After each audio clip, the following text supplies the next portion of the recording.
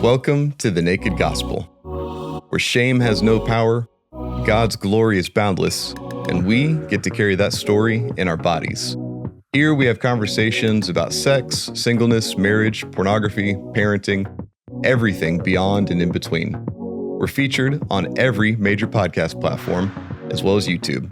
So please like, subscribe, share, so that you can join the movement that is already achieving a revival of sexual integrity throughout the entire kingdom.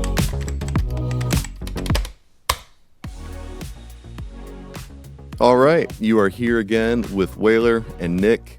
Always a pleasure to be in the pocket with you. I don't think we get out of the pocket. We just live in the pocket. Couldn't agree more. You probably get more credit for the pocket. I think maybe the pocket goes where you go, and I just happen to be there. False. Well, we've had a lot of conversations about things we're trying to do. What is it we're trying to accomplish? There's no shortage of language around the harm of pornography, all the fallout that happens when people aren't walking in sexual integrity. I think we've got some good stories as well of the great things that happen when somebody does embrace and practice this lifestyle, when this becomes their new normal. As a ministry, in case you're unaware, the Naked Gospel is an arm of Proven Ministries. This is one of our outreach broadcast methods. How do we get content out there? How do we make these things discoverable? When I'm imagining being somebody on the other side and all this talk we have about to achieve a revival of sexual integrity throughout the entire bride of Christ, what does that even mean? I think that might be a question that people have. What does it mean? It sounds nice, but what does it mean? And why? And to be fair, I think that there's a lack of imagination even in, I don't say generic pejoratively, but just things that we would consider commonplace language.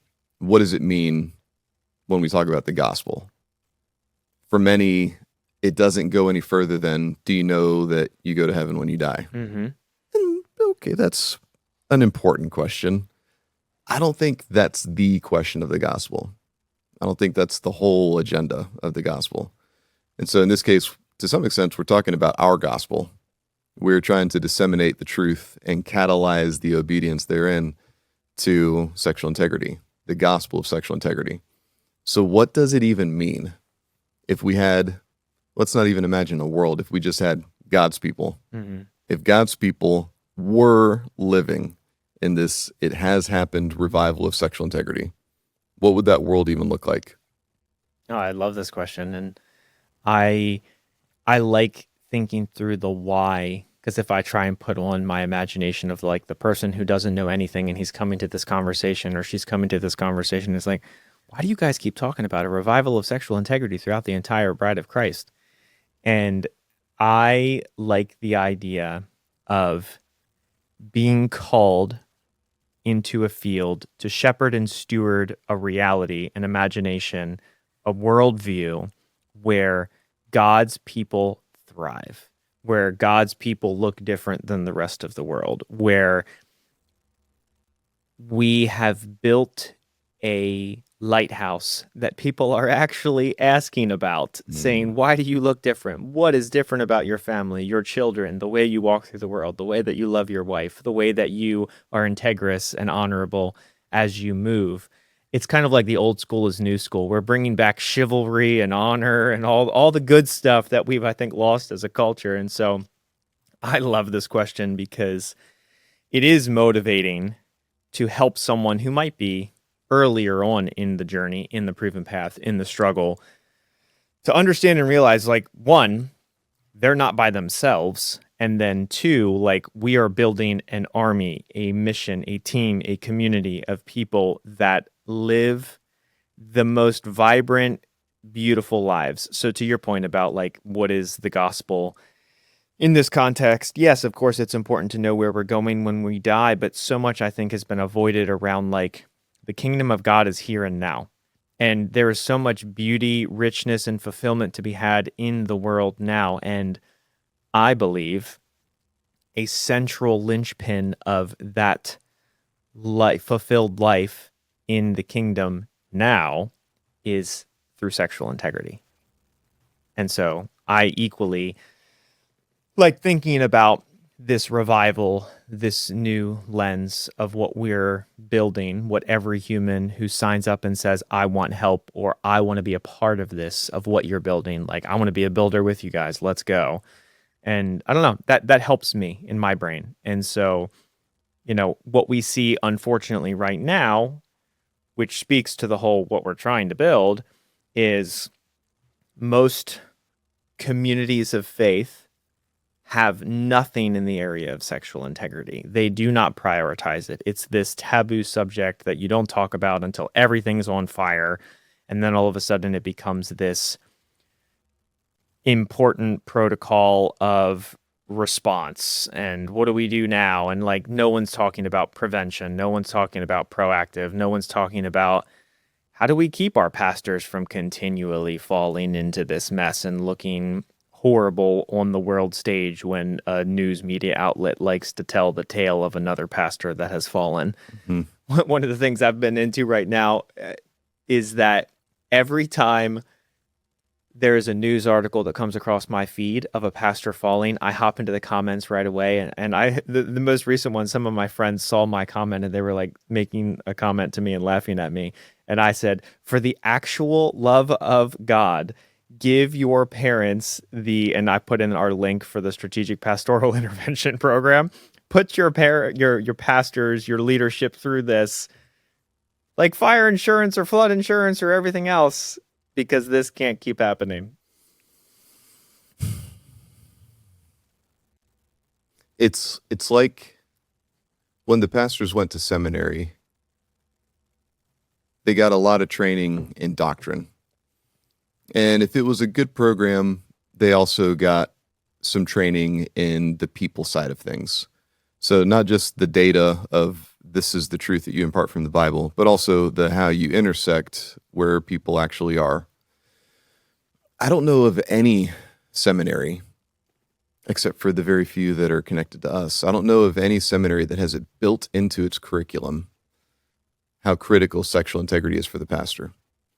They don't get a class on a theology of the body as regards our sexuality, which is really baffling for how prevalent that is throughout the whole of scriptures. Mm-hmm. Our sexuality is a really big deal, and they don't have anything in their doctrinal training about how critical that is as a person. So how are they talking to their people when they haven't even had any study on that? And then there's no class, there's not even an afternoon where, all right, let's talk about how you as a pastor need to comport yourself in sexual integrity. What are the habits that you are cultivating that ensure you are not going to become a hazard to the society of your congregation? And then they don't have anything for a curriculum of raising their people up in sexual integrity. So there's just this gaping poverty. There is a void, and we know what happens in the void. If they're not getting it from God's truth, if they're not getting it from God's people, they're getting it from everywhere else. And we see how things are. When we're talking about what things might look like, we can begin to fill that image out just by being a little more observant of how things are. Where we see the regularity, almost so much so that we've just become anesthetized to it. You expect the mega pastors to have a big fall from grace. Mm-hmm. It was a woman that they were counseling, it was one of the secretaries. And then when it happens, everybody just goes, shucks darn, who are we going to replace him with? That fella, he might be reinstalled into ministry after a hiatus. In some cases, they don't even put him on a hiatus. He gets a sabbatical vacation and gets to come back when he says he's all better. 1 month, 6 months later. It's not all that often that somebody is just written off. Mm-hmm. Yeah, they don't belong here. And I'm not even saying that would be the necessary and regular protocol. But now there's just no protocol. And so not only do we have all these pastors coming in with no preparation, when things go badly, there's nothing like a helpful response. So tell me how it is that none of the seminaries have taken sexual integrity seriously. It's like all the schools that you go to as a first responder. If it was just a rule of life that first responders are always getting caught up in some kind of crisis, you couldn't have those schools functioning anymore if they weren't preparing the next class of grads to prepare for that kind of a crisis. Mm-hmm. Like ambulance drivers, all right? If it was just a rule, if you always saw ambulances in ugly accidents on the side of the road, it wouldn't be that long before people were like, wonder if they need more drivers training. You mean if the ambulance had caused the accident or Yeah. was in an accident? Yeah. Yeah, if you were regularly seeing the EMT vehicles in a ditch with other vehicles, and the common denominator was always an EMT, like how many times would that have to happen before you go, I guess these EMT drivers aren't really getting any training. We should probably resolve that. That's what we're talking about. We're talking about the shepherds that are supposed to be the first responders regularly ending up in the ditch Mm-hmm. and bringing other people with them. And then when they're surveyed anonymously, it's the only time you get the data, but that it never comes back with any less than half of the pastors admitting to an ongoing struggle with pornography and unwanted sexual behaviors. They are telling us this themselves. Mm-hmm. They won't attach their name to it, but they will admit this is happening. This is happening. Why aren't they given driver's training? Mm-hmm. They can't do their job. They can't be a shepherd if they can't capably be behind the wheel. And this has been happening for decades. Yep. And there's still no, I wonder if we should give them training in this regard. It's lunacy. It's lunacy that we would just accept this as, I guess it's hard being a pastor. Yeah, and it's a helpful note that one of our biggest donors, his reason for being with us was when his 16-year-old son, struggling with pornography, went to his pastor, and this is a megachurch that everyone knows, and we're being polite by not outing them. And he said, what do we do with this? What do I do with this as a father? How do I help my son in this area? What do you guys recommend? And the answer was, we don't actually have anything for this. I don't actually know. Maybe find a good counselor. And his aha moment was, well, that's not okay, which motivated him to invest in our work so that essentially never happens again, or we make those instances happen less and less and less. Because to your point, we do talk a lot about how the shepherds need to be trained in this way. It doesn't have to be a rule that like you got to get to the shepherds first before you can get to the people. And we know this because to your point of this gaping hole of lunacy of why isn't this prioritized?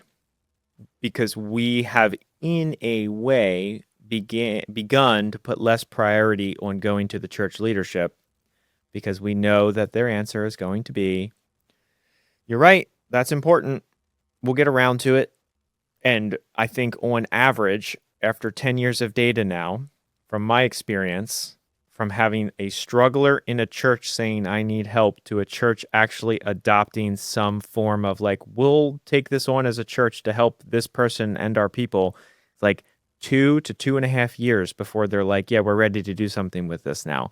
And so in the meantime, we're like, well, that's unacceptable. So we're going to help this guy or gal. We're going to get them plugged into a one-on-one or find a friend that they might have, or essentially part of this creating, establishing, building a revival of sexual integrity throughout the bride of Christ, throughout God's people. It's like, well, we're not going to wait for you seminarians and you ministry leaders and you pastors, because we're gonna go where we need to go.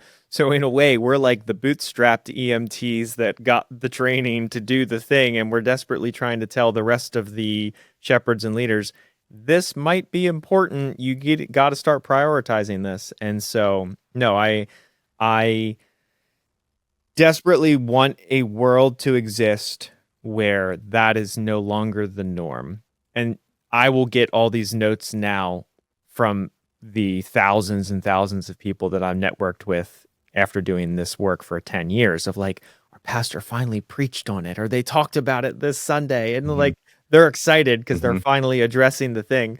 And then I inevitably ask, and it's funny because they don't even, they now anticipate my next question. So I don't even have to ask it anymore of like, did he say what to do if you're actually struggling?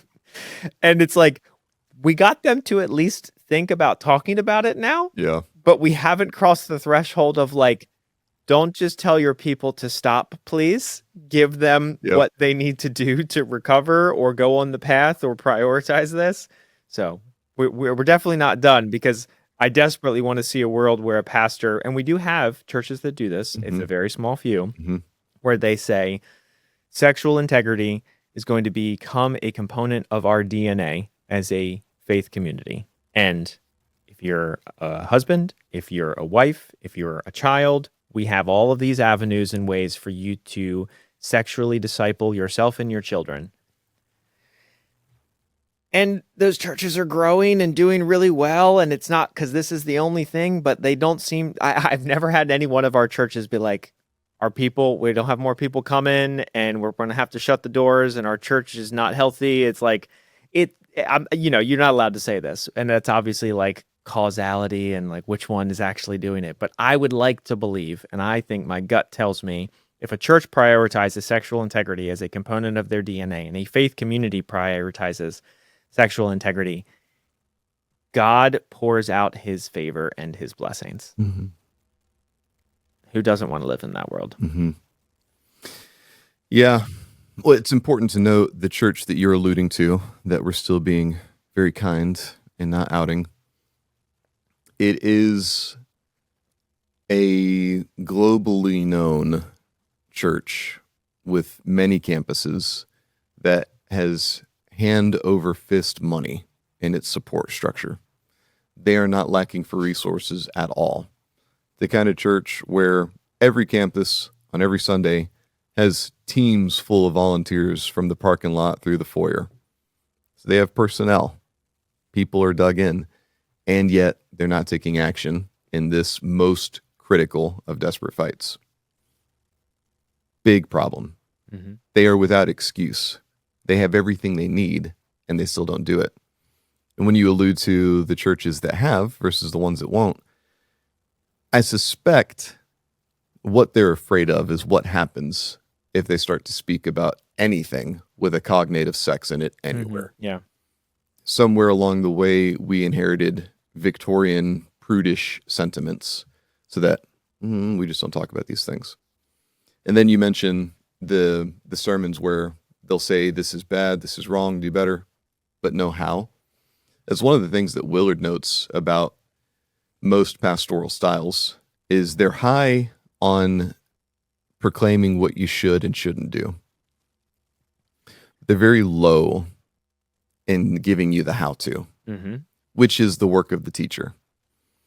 Most people, especially within the household of faith, most people already know what they should and shouldn't do, but they don't know how. Mm-hmm. The man that hates how often he's angry at home. It's very few men that are such a cad. They celebrate that. Sure. They exist. You know, the guy that is entitled to his rage all the time.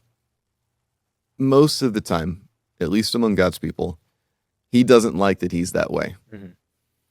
In the moment, there's going to be, you're making me. Afterward, he's going to be ashamed. Yeah. And he's going to tell himself never again. He has no idea how to contend with his rage. That's what he needs. He needs to be given the how. Mm-hmm. This is and that's what it means to be a shepherd. You guide them to where they're supposed to go. It is painstaking and laborious, and that's the life that we're called to. And so for the pastor that would unabashedly proclaim pornography is wrong, it's hurting our people, there still has to be a concerted endeavor to lead them to a better place. Mm-hmm. You don't have Moses bringing everyone out of Egypt and then saying, good luck, and hoping they just sort of wander into the promised land. Yeah, that's a really good analogy. You got to guide them. Because that would be a crazy thought. Because that is a crazy thought. Yeah. And then even when you're going the right way, you got to make the water appear. You got to make the food appear. You've got the crises where you've got to be the one that bring the people back to, okay, let's not do this with a golden calf ever again. Mm-hmm. This is what it's going to look like when we're following after Adonai. We've seen what it looks like in the mission field. You know, the overwhelming amount of missionaries that even in remote settings, they're still contending with an ongoing addiction to pornography. Instead of driving an ambulance, they have an ambulance hitched to a trailer that is loaded down with nothing helpful. Mm-hmm. And it's riding on the rims because all the tires went flat a long time ago. Hard to imagine being good or effective in helping people when you've got all of that baggage. Mm-hmm. And that's exactly what we hear from them. Mm-hmm. The kind of missionary that is in a setting so remote that they are translating the Bible for these people. I always fantasize about that job. I don't want you thinking I don't like it here. But when I was coming up through my formative years, that was like the most spec ops kingdom job you could get. Yeah. To be the missionary that's got to invent an alphabet for people with only an oral tradition. And then you give the Bible after you taught them how to read. I was like, phew. And then to find out these guys are suffocating in pornography. It's like, there's no holier work they could be doing. Mm-hmm. And there's maybe 10% of them actually available to the work because 90% of them has been given to this addictive behavior, which is why we are so laser beam intense focused about this. Because if we could excise this dilemma, if we could extricate this cancer from God's people, there would be so much more room for his spirit to inhabit and catalyze all the good things. And so we see how it is when that's not the case. And that's why I like imagining what it would look like if it were the case. And so if we had, let's propose this as a how-to. How do we get to a revival of sexual integrity throughout the entire bride of Christ? We have begun not giving up on the church, but not focusing on church leadership if they're going to be stubborn, naive, unwilling to move. And so who's the guy that's right in front of us? Who's the guy raising his hand needing help? We pour all the gas on that fire. If he's doing a small group out of his living room rather than out of the church facilities anywhere, no problem. The work is happening. In time, the pastor is going to catch wind of what's happening in that group. And it'll be a pastor that I've had a conversation with, and maybe he'll hem and haw about it. When he gets to go to the last week of the group, and he sees all of those men ignited with a furious and holy fire, even if he still hasn't gotten a clue about how critical sexual integrity is, what he desperately wants is a vibrant men's ministry. And in these men that have gone through the study together, he has seen it. He wants that result. He might not understand the cause yet, but he wants that result. And so now he's going to lean in because, I want that. It's like, great, let's make this happen some more. When you have the men in the community that are ferociously dedicated to sexual integrity, you have a wolf pack of disciples because there's nothing weighing them down anymore. They are unencumbered in their pursuit of the master and living out the kind of life that he called us to. There's nothing competing for their affections anymore. Is it going to be a process? Are there still going to be difficulties? Absolutely. Life is hard enough on its own. Why would we complicate it with addictive behavior that hamstrings any of your devotion and short circuits any of your ability to think straight? We've already had the deep dives of all the things that happen inside the nervous system in the gray matter. So let's just assume the listener's with us for that. If you remove those problems and in its place is nothing but adoration for this imagination that there's such a thing as a good God ordering an elegant universe and inviting us into partnership with him in this ongoing program of redeeming the world, beautifying creation, that's a really cool story to inhabit. They can't when their imagination is always running somewhere else. Mm-hmm. So the pastor gets to see that result. Now he's going to greenlight it. It's going to be a little slow, a little furtive, but he's going to give it a little more go ahead. It seems to take 2 years before the men's ministry brings light to the fact that the women also need this kind of help. Mm-hmm. And so, great, now we've got a women's group. Earlier on, it was likely that they would have done a wives group, realizing that the spouses of these men need help in moving forward. And so we have Proven Men that exists for 1 or 2 groups. Then the wives support arm is spun off, and now these things are traveling parallel. 2 to 3 years later, we're going to have the women's group come alive, and now they get the light that they need. And then, if things are moving organically, now you have all these married couples talking about sexual integrity. You've got the youth groups, and the singles ministry is also talking about sexual integrity. And then, finally, their perspective wakes up to, oh, we have all the kids, The children. that we don't want to have all these same problems. And then we've got the sex talk deployed. So now, instead of having a church culture that is trying to save people from the fire, important, and we'll probably be doing that for the rest of our lives, how much worthier is it to raise up a generation where sexual integrity is their baseline? Mm-hmm. This is their wake-up reality. Mm-hmm. That's going to portend a radically different congregation 20 years from now, which, to be fair to ourselves, we have to have something of a long view. Mm-hmm.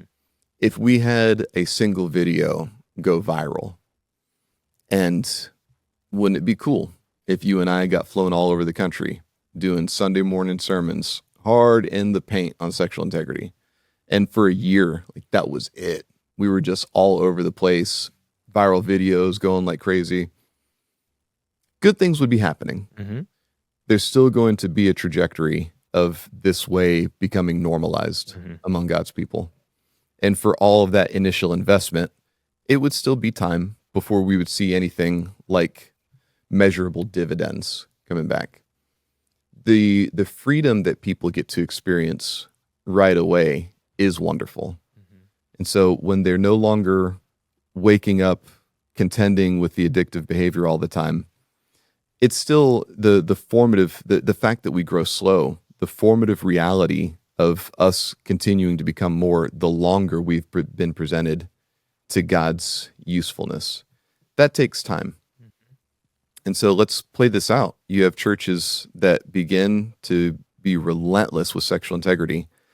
What that's going to mean 20 years later. Mm-hmm. It's going to be really nice that you don't have the crises happening all the time.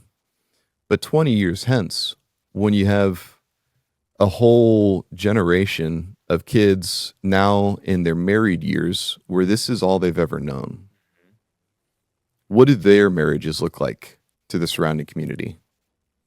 You have a congregation that for 20 plus years will have been known by being the people with the very best sex lives in the city. That's going to arrest some people's attention. Mm-hmm. Even if they're not too sure about all this God stuff and gospel stuff, and they're going to want that. Mm-hmm. So kind of like the pastor that wants the result of men's discipleship, the surrounding community, they're going to peer in with the right kind of envy. And that was what we used to have in centuries past. This is the first century in the history of God's people where we didn't look peculiar because of our sexual ethic. Mm-hmm. In every other century, whatever country, whatever culture, the first thing that made us look distinct was our sexual integrity. Because it was either one or it was none. And that just baffled the surrounding culture's imagination. Mm-hmm. It's like, how are you satisfied with one? Like, how are you getting through your days with none? It didn't make sense. Mm-hmm. But that was what made any of their talk about God or the gospel, that was what made it something that they wanted to pay attention to. Mm-hmm. Because sex was really getting their attention. Mm-hmm. It was like, all right, well, if there's any connection between these things, they were deeply satisfied people. They were proving the story of how fulfilled they were. That's a good way to put it. And that's what we're being invited to today. The way the church is living, it is not proving fulfillment. in the life that God has made available to us. And that is because they're getting everything else everywhere else. Like if you are throwing yourself at media all the time, obviously this God life doesn't have that much to offer you. And then when you're throwing yourself at the worst of all medias all the time, why would I listen to anything you have to say about monogamy? Why would I care what you have to say about raising your kids? Mm-hmm. Yeah, and it's interesting too, because it's like, in a very real sense, we are not saying that Christians are perfect and will never fall, but we are desperately begging to stop giving the world the excuse of you Christians are a bunch of hypocrites and you don't look any different than everybody else. So why would I listen and believe anything that you have to say? Mm-hmm. Marriage is hard enough on its own in an ideal arrangement. Mm-hmm. It is not an easy assignment, which is one of the things that makes it good. You know, anything worth doing is going to require more than you have to give. Mm-hmm. The best work always demands more than you have presently, and you have to grow into becoming the kind of person that could fulfill that. Marriage reveals the worst things in us. It also gives us the most beautiful opportunities to show up where somebody has the most desperate need. And so those things where we would rather have died than anybody ever knew this about us, the stuff that we didn't know we were carrying, we are learning about it when it spills out in this argument, in this difficult season. Even without a vice, marriage is difficult enough. And then you compound that with now your energies aren't even directed at your marriage. They're directed at these fake relationships, you know, these digital sexual encounters. And so to remove that problem, and now you are just actually beholden with each other, now we're in an arrangement where the truth can actually be known, where these things are discoverable together. And I think that's what the world needs to see people that are doing the difficult things with each other and making beautiful work come out of it. To be the kind of marriage where your neighbors see you becoming more together. Mm-hmm. Who imagines that? I think most of our upbringing has been to just endure the years together. Make your happy photo album, make the big memories, excel in your career in as much as you can.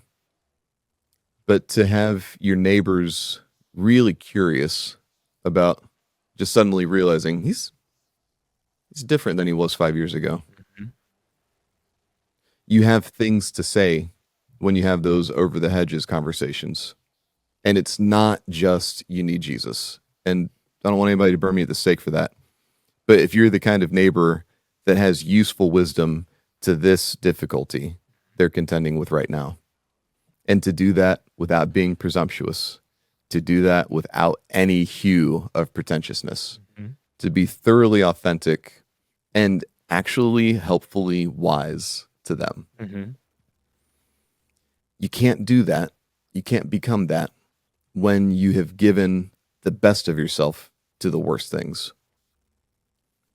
And that's why we're trying to raise up a people consumed with sexual integrity.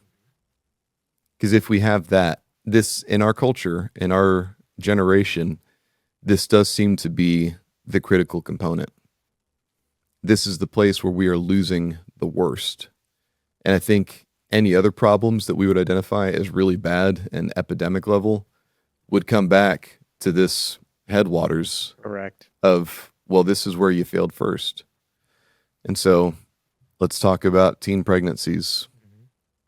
Let's talk about the heinous abortion culture that identifies so much of our country. I mean, just on the numbers, you know, we talk about how bad 9/11 was. We've got the Twin Towers. It's a big spectacle, fire in the sky. 3,000 some people die as a result of that terrorist attack. You have that many babies being aborted every day in America. We have a 9/11 level atrocity every day, and how many babies are murdered. Yeah. That doesn't occupy very much of our active memory. Mm-hmm. Even if there's an acknowledgement, this is bad. Has it reached 9/11 bad Mm-hmm. in your headspace? And are you aware that that's happening every single day, just in the States? Let's come back to sexual integrity before that. Are there other problems? Mm-hmm. But if you fix the sexual integrity thing, a lot of that would vanish overnight. How many problems do you solve if you fix that one problem? And how many problems do you make solvable Mm-hmm. by addressing this one at the beginning of it? In Titus, when Paul is telling the people how to be people, the older men are to raise up the younger men, the older women to raise up the younger women. The women, young and old, get lists of things to work on. Mm-hmm. The older men have a list of things to work on. You're supposed to be this. When it comes to what the older men are supposed to teach the younger men, they're only given one thing: self-control. I love that. The younger women, they have a list.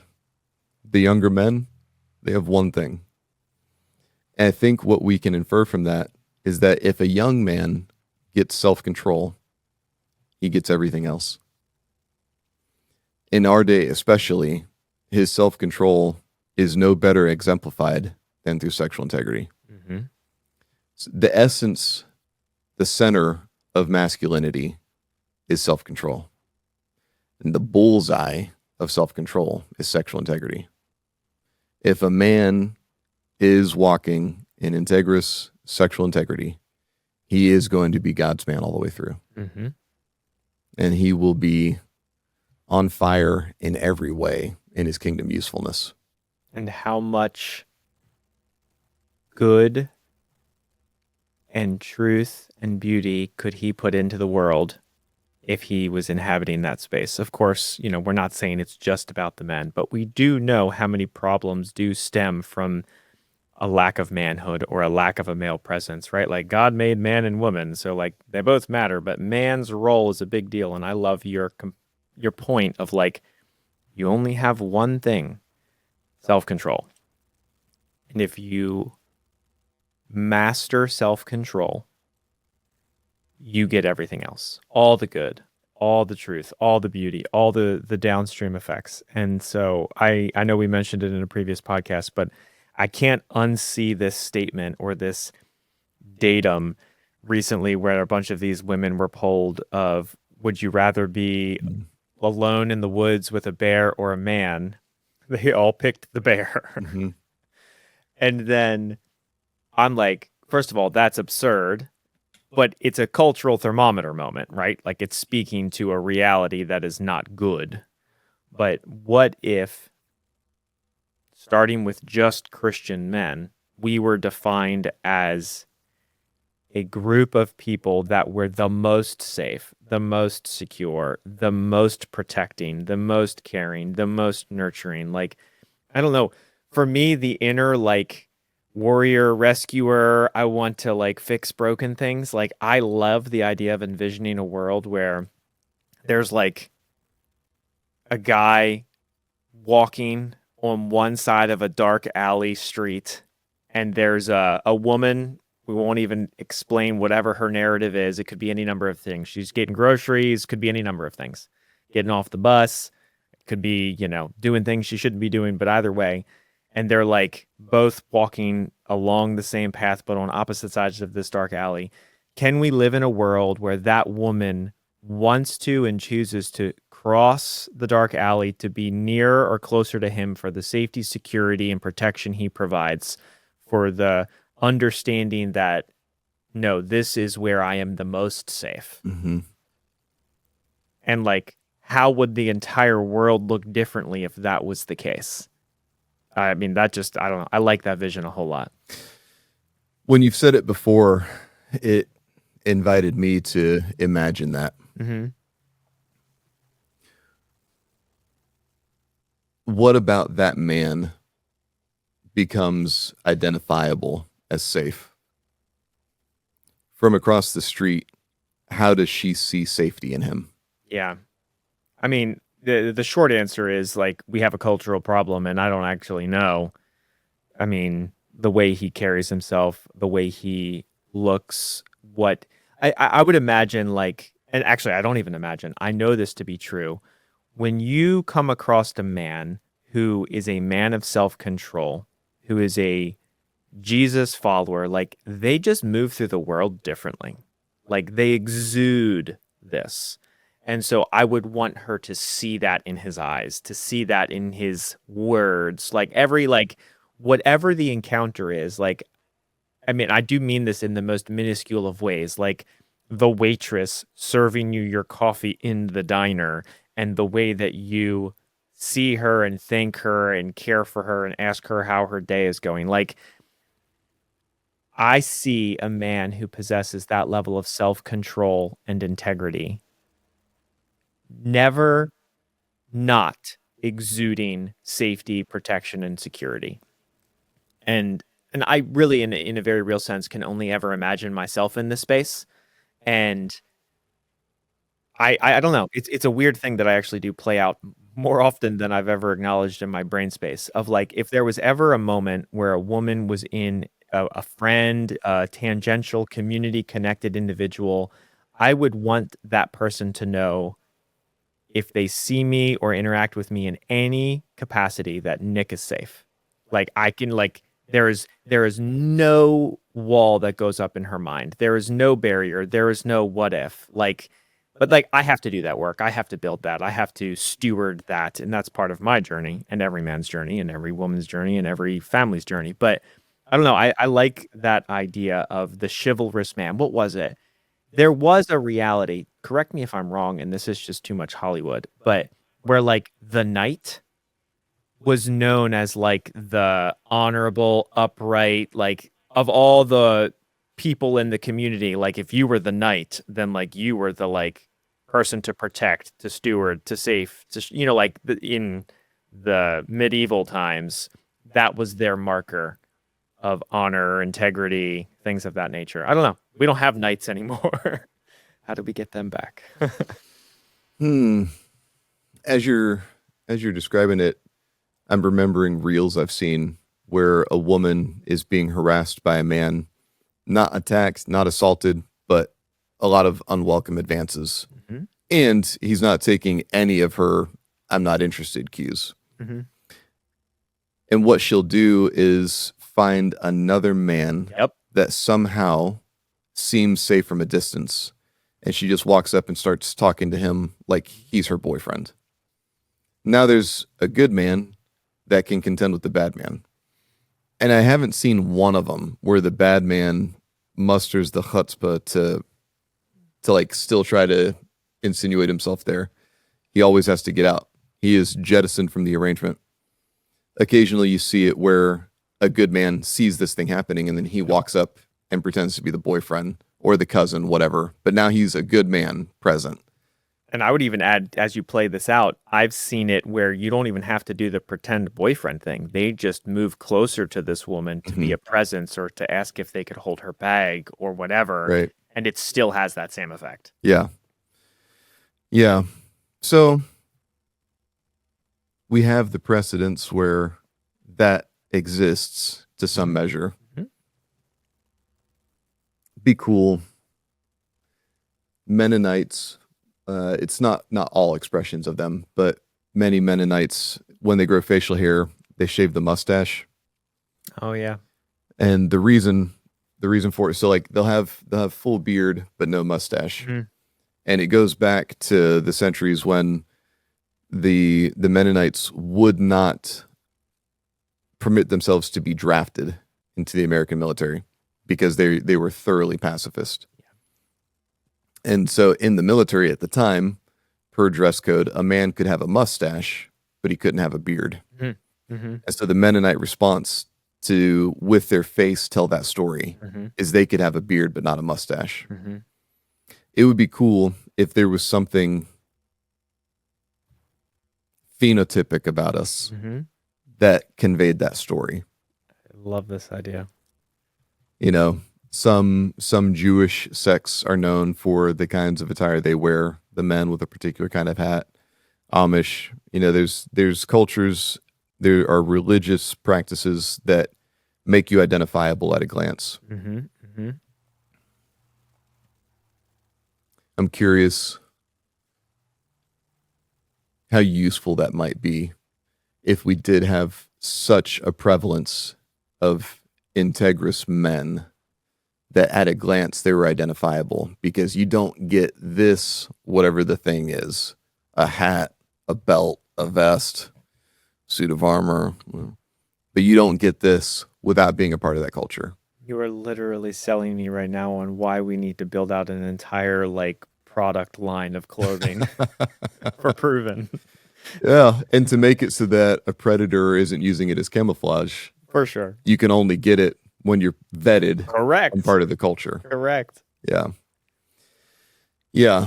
Even without that, Sure. there is a vibe Mm-hmm. that is palpable. Mm-hmm. We're only trying to cultivate more of that. So that, I mean, I'm curious if this lands with you. Do you ever have the random fear of going to jail? Like, you're such a joyous man, there's very little negative energy that clings to you at all. But ever, the false accusation coming out, you're at the wrong place at the wrong time, bad luck. Yeah. Now you're the one stuck with the charges. Are you ever even a little bit afraid of going to jail? I'm going to say probably yes. Okay. What scares you the most when you think about being a man in jail?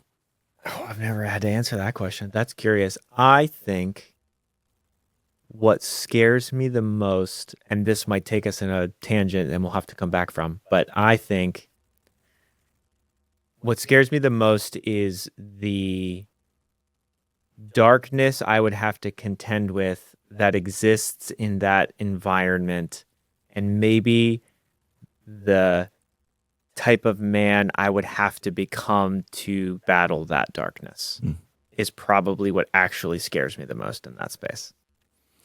That's a full answer. Is there any kind of harm that could be done to you that you would be afraid of in that environment? Oh, absolutely. Yeah. I mean, the stories we hear of sexual abuse, man on man and all that, like, I mean, I'm right there, and that's kind of what I'm alluding to in the like kind of man I would have to become to protect myself against such evil. Yeah. So most of us men don't have to worry about going to prison. But there's that little bad luck fear every once in a while. And then the thing that makes us most afraid of being in prison is being a victim to any extent of rape. The reason the man versus bear thought experiment exists is because that's the reality every woman walks in every day of her life. Mm-hmm. For most men, the prospect of being raped is restricted to this very slim chance of ever going to prison. So we're not very afraid of being raped. As we move through the world as men. Yeah. Correct. Women are afraid of that everywhere they go. Mm-hmm. Which, I mean, if you want to get me fired up on a soapbox, the fact that that's even a reality is what drives me bonkers. And Yeah. I'm all about all sorts of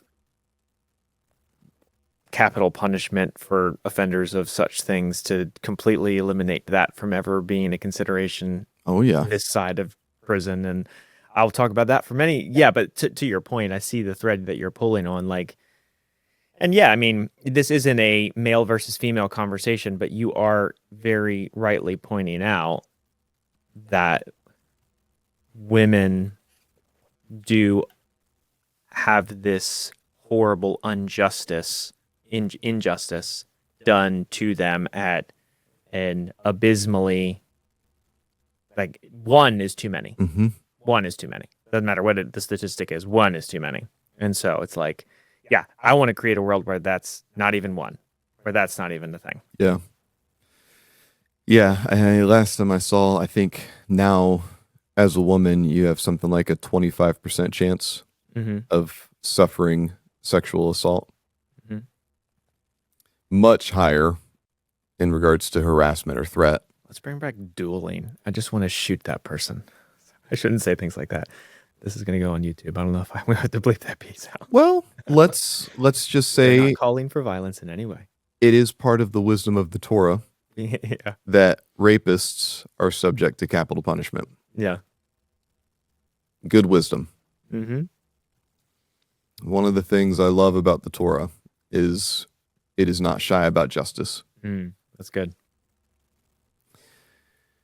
without being people that can, without criminality, inhabit a culture of dueling. Sure. What can we do? We can raise better men. Mm-hmm. Mm-hmm. And to make that the rule of our society. And to have so many good men that just their presence shames the lesser men and calls them to better. Mm-hmm. Mm-hmm. And that's why we need parents doing the sextalk.com with their kids. That's why we need pastors doing the strategic pastoral intervention program. That's why we need seminaries implementing the men's and women's workbook studies in their curricula so that they are raising a generation of leaders equipped to fight in sexual integrity and also exemplified in themselves. And in all of these arrangements, they're happier for it. This isn't the kind of sacrifice where your life becomes less fun because you made the exchange. Mm-hmm. It's actually the best possible arrangement. I've had people on the worldly side of things, my friends in different social circles. In every chapter of my life, it's actually from the college years on up to present day. When I was in community college before I went to Liberty, I was on a bus. I was on the debate team, and we were on the big van going to a different state tournament. I was the only virgin in the van. We've got 2 faculty and then 14, 15 of us, whatever, filling up the rest of the van. And it was fun. They weren't being mean, but they were razzing me a bit for being the only virgin in the van. And then it started talking. The conversation turned to all the things I couldn't know and stuff that I hadn't experienced, and so I wasn't as wise to the world as they were. As a little bit of a plucky 18-year-old, I had the gall to tell them I actually know more about sexual temptation than any of you. Mm-hmm. I think I had read C.S. Lewis conveniently within half a year or so, but what had been a lot of banter and finally just the record, everything stops. What? It's I know more about sexual temptation and desire than any of you. And now the 2 faculty that are one of them's middle aged, the other one's senior citizen, they turned around and they're like, what is this guy talking about? Well, Lewis, he presented the thought experiment that you learn the strength of an army by resisting the army. Mm. You don't learn the strength of an army by surrendering to it. Mm-hmm. Mm-hmm. So when you have actively resisted an army and refused surrender, you have increasingly learned its strength and power. Mm-hmm. So I play that metaphor out for them. And there were a few of the guys and girls that were kind of kind to me in the razzing. They were acknowledging that I wasn't a virgin by accident, that opportunity was there and I had just refused it. And so I was like, by your own admission, I could have had these experiences by now, but I've continually chosen not to. And so you tell me, what do you know about desire that I haven't contended with? And it just created an hour of contemplative silence. The argument, the razzing was just done. And I thought that was a good lighthouse moment. Because now they have to imagine the world differently. Mm-hmm. There were no altar calls that happened that Sure. weekend, but they had to stop. What that did with the story years later, maybe I'll find out someday. We fast forward to where things are now. I've got people that are not shy at all about their sexual proclivities. And it'll be same thing. It'll begin with a joke about like, I don't know what I'm missing out with threesomes or name a fetish. And then I'll say, all right, here's how it is for me. I'm the only man Adina has ever kissed, much less anything else. She's the only naked woman occupying any part of my imagination. No magazines, no internet, no cinema, no nothing except for her. So for our 20 years together, every single sexual encounter has only been us. And because I've come in with what you're going to say is a deficient kind of ignorance, I still get to experience the joy of discovering new positions with her. So please tell me what I'm missing out on.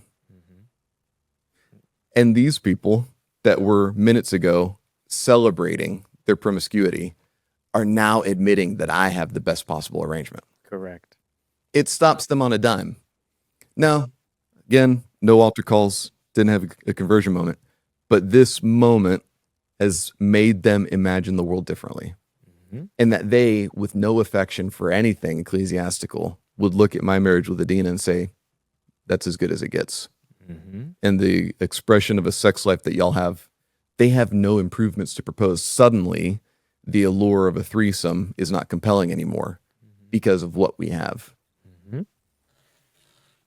If we had an entire generation of God's people exemplifying that, it's hard to imagine the world not becoming better for it. I can't imagine the world not becoming better for it. And my heart breaks for all those different stories you found yourself in where there was any remote hazing taking place in a Christian community where that, I even oh, that tugs on my heart. I'm like, you bozos. That makes me mad. I have like a righteous. They weren't Christian groups. Oh, it wasn't a Christian group. I thought you said you were at Liberty. Okay. So the debate bus thing was before I was at Liberty. Oh, okay. I was at community college. Well, that's helpful then. Yeah. Definitely helpful insight. Yeah. I, for some reason, connected the dots that those were Liberty people, and I'm like, God's people, Yeah. not okay, which is still the point. But yeah, no, I see what you're saying. And maybe that would happen today. Well, I don't know. I sure as heck hope not. But yeah, no, Well, we've got churches whose parents use the youth group programming to engage in their swinging culture. That's become a new normal. Yeah, that's crazy. Like they know. And while youth group stuff is going on, nobody has to worry about childcare. And so these parents are doing the swinging hookup with each other. And then everybody's back in the car line when it's time to pick the teens up again. Yeah, which is just darkness. So definitely darkness.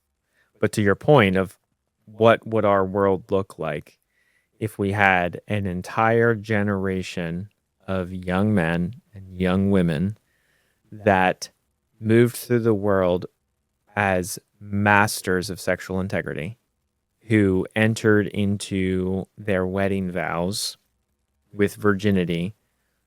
And what I like about double clicking on that is in my 37 years of existence, this imagination was never painted for me, but virginity because it gets you the best things. Like no one's having that conversation. Like the whole pure love waits movement, and like it was always just focusing on the symptom and never the why. But like when you play out your story now, it informs the and here's why, because you get the best life. You get the most perfect scenario that nobody would ever be able to say, oh, but if you did this, it would be better. You get the best thing, which is back to the whole God wants to pour out his blessings and give his good gifts. And so like, I love that idea of, the parents listening, activating the sextalk.com and sexually discipling their children in this way to the point of like, I even hate how much virginity is this cringe term in Christian circles, and it's this taboo thing. And it's like there was a time where the goal was virginity. Yeah. And I feel like the big C church cultures like jettisoned, they threw the baby out with the bathwater, in my opinion, from my vantage point. But it's like, let's go back to that where like virginity is the target or the aim, but for the reason of having the most fulfilled marriage ever and having the least amount of sexual temptation ever. And like all the good things come because of that. Not that that's like the central linchpin, but um yeah, I mean, I want that for my children. Mhm. And then I have to go through the mental homework of like, oh, well, crap. If I give my children this gift and they walk into a world or into wedding vows with virginity, there's like a absurdly high statistical reality that their spouse will not have that story. Mhm. And so now I have to do that hard work of Yeah. helping my child work through that. But man, if all of a sudden every single parent, every single Christian parent says, I'm going to raise my children so that they can marry your children so that they both can inhabit this reality, then yes, please, let's go. Yeah. Yeah. And that we're suggesting that as a wouldn't it be cool when that used to be the status quo. Correct. I think the reason it was forfeit accidentally, it wasn't like there was ever this cabal of church leaders that got together and Totally. said, we're not going to emphasize virginity any longer. Just kind of drifted. That's exactly right. I think the reason is because the True Love Waits programming was deficient. I don't think it was completely wrong, and we're still discovering how many people got hurt. I've said before, I was really lucky in my Promise Ring culture. Good youth pastor, good youth group. There was none of that harm. Mm-hmm. But I've had to appreciate what many others have said. Seems like my context was exceptional. It overemphasized purity without emphasizing the purpose. Mm-hmm. Purity for its own sake is deficient. If it's, you wouldn't care about the purity of a batch of milk unless you were going to drink it. Yeah. Right? You don't care about the purity of your silver alloy unless you're making jewelry with it. The purity has a purpose. And so if the purpose of True Love Waits had been boy meets girl becoming husband and wife, living in a world that together they have made pregnant with ongoing, unrelenting awe of God's holy presence from their bedroom to all of their social circles. That's different. Mm-hmm. That's different than just a forensic virginity report. Mm-hmm. It's different than a bad score on a progress report card. What we're talking about is fulfillment. It's not abstinence. We're talking about fulfillment. Even the ones that would be consigned to lifelong abstinence are doing it for the sake of fulfillment. Mm-hmm. It's a totally different reorientation of the way we imagine the purpose of this thing. Mm-hmm. So I think the reason church leaders lost it is because it actually conflicts with the gospel they preach, which is that Jesus makes everything better. Mm-hmm. Correct. That statement is true, but they preach it in such a way as if there's no consequences to behavior Mm-hmm. and as if there's no cost to discipleship. And that's patently false. Mm-hmm. And that's why they have such a hard time with discipleship. It's like, well, you're preaching a fire insurance gospel. You have already insured the only thing you've made them care about, which is do they go to heaven when they die?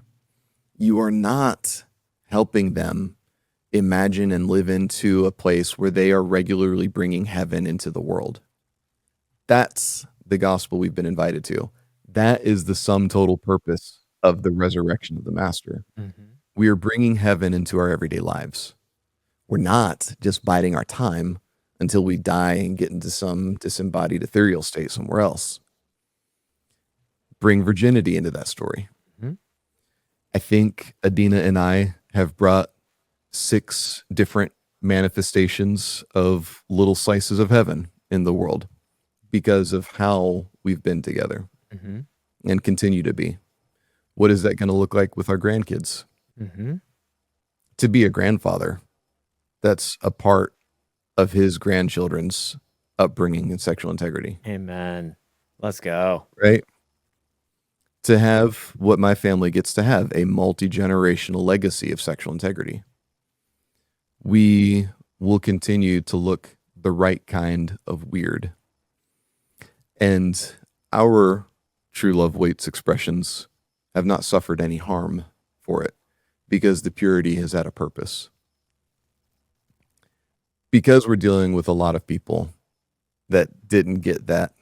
And let's also acknowledge the tragedies where they're not a virgin and they didn't get to make that decision. For sure. You know, I hate that. We have already described the righteous wrath that we feel in response to that. Because it's not a forensic analysis, but it is a story of what have you presented your body to. Mm-hmm. It's different. Mm-hmm.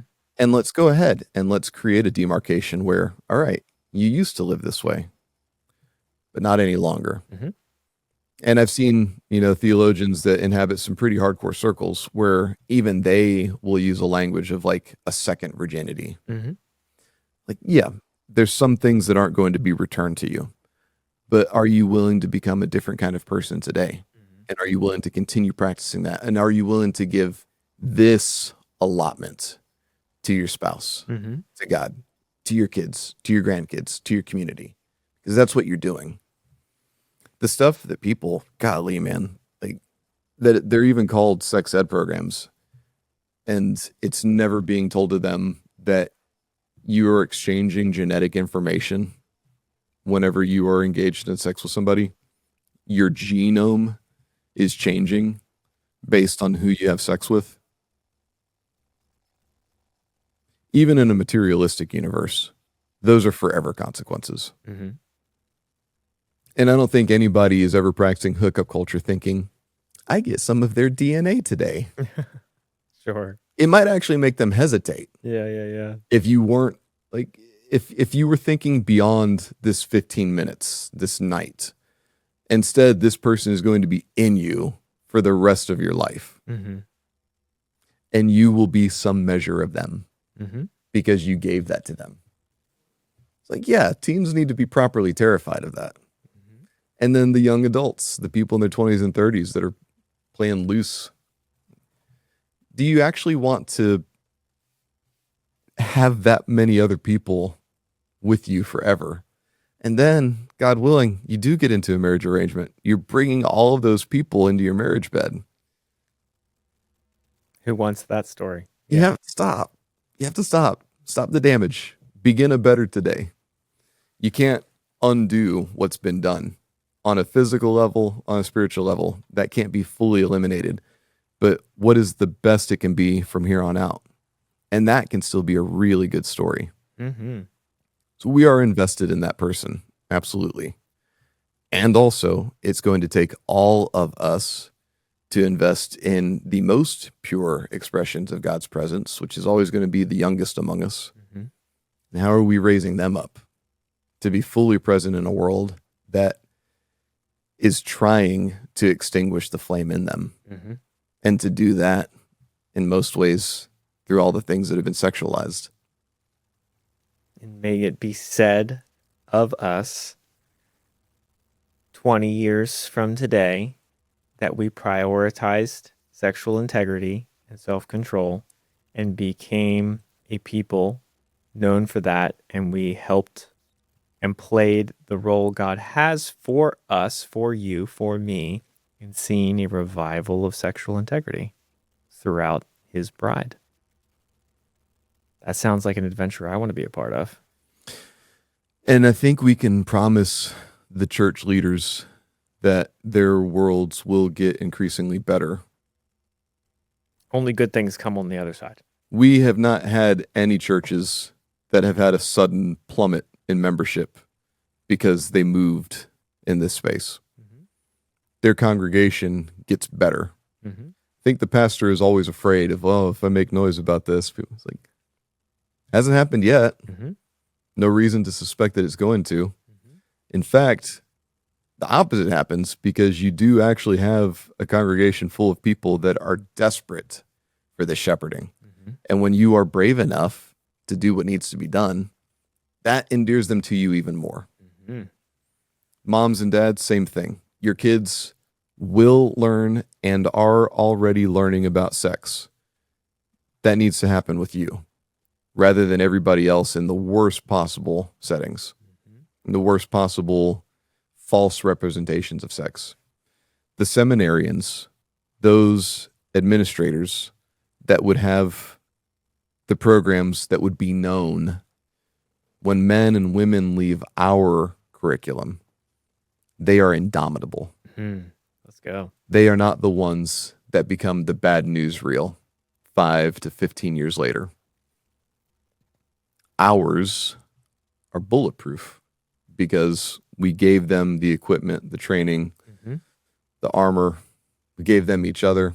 Mm-hmm. As much as they were given doctrine, they were given a community of sexual integrity and all the training of how to inhabit that. We can promise everything only gets better when you do these necessary things that are screaming right in front of you anyway. So if I'm listening right now and I want to be a part of this, what should I do, Wailer? Who are you? Every avatar. Moms and dads, visit thesextalk.com, get a free preview. It's not even a preview. You get an entire free session. You'll have your toes in the water. You'll learn a lot of wonderful things. It'll make you want to go on the rest of the ride. You will become equipped with how to raise your children in sexual integrity, and it's also going to catalyze conversations that you're having so that things get better at home between mom and dad because they're learning lots of juicy stuff. The pastor can have a very simple conversation with me where if he needs help, we have what he needs. Mm-hmm. And for his congregation that does need help, we have what he needs. Mm-hmm. He will be given 0 extra homework assignments. We do all of the heavy lifting. He just needs to give us permission to inhabit his space. To the seminary administrators, it is a simple matter to bring our curriculum into your programming. If you want, you can even make a 100-point assignment that nestles into another class. This isn't something that has to create a whole other 101 anywhere in the curriculum. It nestles right into what you're already doing, and it's satisfying the single most significant poverty, the greatest need that your college students have, which is sexual integrity. Their doctrine won't mean anything if they can't walk in integrity. You have to reckon with that simple fact. Nobody cares how much Bible they know if they're not living the most significant tenets of the Bible. And sexual integrity has always been at the center of that. So give them this. It's very affordable. It's easy. It's not easy, but it is astoundingly simple. Mm-hmm. And when you give them that simplicity, why do seminaries exist? Because they want to change the culture. This is how you do that. Mm-hmm. To the individual that's struggling, connect with us. We can help you identify the people to walk with, and then we have the curriculum that will become your training regimen. We actually haven't found the case yet where we haven't been able to come alongside them and secure a better path. Correct. It's almost like we've become good at what we do. You would hope after 25 years. And we have a lot of beautiful stories. I love what happens after. It's hard sometimes at the beginning, but I love what happens after. So that we have those spec ops missionaries that are now better in the field because they're walking in integrity. We have the pastors who had a secret they were ready to die with, and now they're leading better congregations that know, their wives know, and they are leading the charge from a position of authenticity. We have the sexless marriages that were just surviving each other, and their bedroom is vibrant again. The man whose adult daughters felt so betrayed by how he treated their mom. He was estranged from his adult daughters, and now they're together again. Mm. They go on family vacations. They go to the family reunions. Their family is restored decades after the fallout. The teens that were suicidal because they hated what they were caught up in, and they are now full of joy. The college students that felt like imposters, felt like predators, hated who they were, and they are now walking in the joy of integrity. Mm-hmm. Nobody loses, everybody gains. I'm at a loss. I don't know what else to say to get somebody's attention. You have crushed it. If you are any one of those there, do not wait. Reach out immediately. As I like to say, your world's going to get busy. You're going to get a text. You're going to think of the thing that you have to go do next. That rhymed, and I didn't do it on purpose.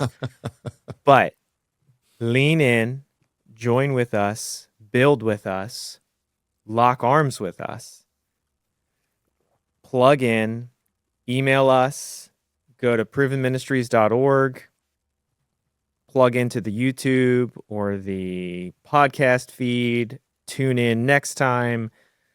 Whatever you feel called to right now to lock arms with us for yourself and for this adventure, this mission, this vision to see a revival of sexual integrity throughout the entire bride of Christ.